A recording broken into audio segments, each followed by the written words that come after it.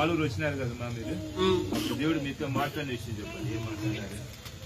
దేవుడు నీ కుటుంబంలో అద్భుత కార్యం చేస్తాడని చెప్పండి.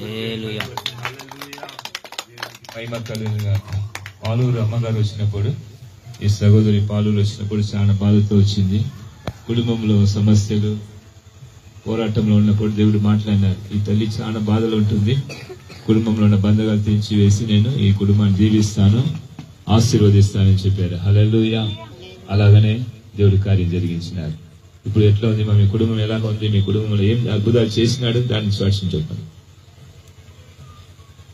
నాకు పని కావాలనుకున్నాను, పని కుదిరింది.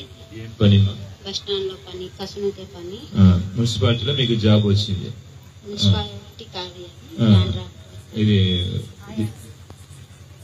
దీనిలో బస్ స్టాండ్, ఆర్టీసీలో.